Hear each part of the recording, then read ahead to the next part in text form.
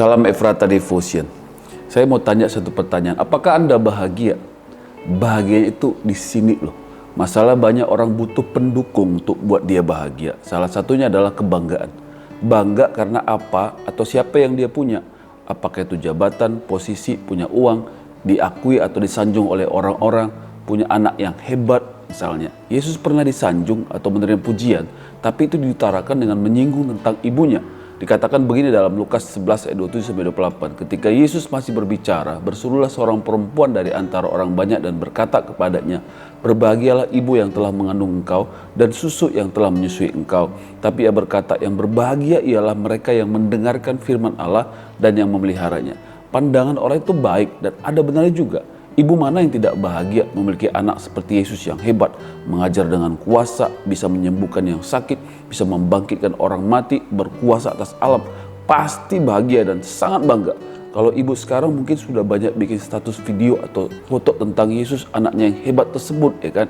Tapi Yesus tidak meresponi pandangan perempuan itu. Yesus malah mengatakan bahagia itu sederhana. Mereka yang mendengarkan firman Allah dan yang memeliharanya.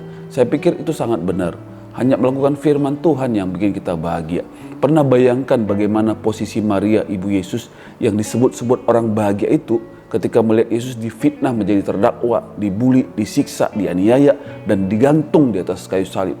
Masih benarkah pandangan orang tersebut tentang bahagia? Saya kira keadaan tidak bisa sepenuhnya bikin kita bahagia. Apa dan siapa kita punya tidak sepenuhnya bikin kita bahagia. Yang bikin kita bahagia adalah mendengarkan firman Tuhan dan memeliharanya. Melakukan firman Tuhan akan membuat kita tenang. Melakukan firman Tuhan akan membuat kita damai. Orang yang melakukan firman Tuhan misalnya ia memberi, bisa bahagia karena lebih berbahagia memberi daripada menerima. Melakukan firman Tuhan misalnya sabar, pengertian, mengasihi atau mengampuni. Justru itu akan bikin kita bahagia. Maria ibu Yesus kalau tidak melakukan firman Tuhan, betapa hancur hatinya melihat sang anak menderita sengsara dan mati digantung di kayu salib. Mungkin bisa stres, depresi, sakit mental. Tapi karena ia menyimpan perkataan Tuhan dalam hatinya, ia bisa melewati penderitaan itu dengan kuat. Melakukan firman Tuhan dengan bersyukur misalnya akan bikin kita bahagia. Mengerti sekarang ya bahwa bahagia itu di sini. Hati yang melakukan firman Tuhan. Bahagia bukan karena keadaan bisa berubah-ubah. Mari kita berdoa. Tuhan, kami ingin bahagia bersama dengan Tuhan. Dan Kau telah memberitahukan pada kami bagaimana kebahagiaan yang sejati, yaitu kami melakukan firman-Mu Tuhan. Apapun keadaan kami mau bahagia. Karena itu keputusan untuk bahagia bersama dengan Tuhan. Melakukan firman.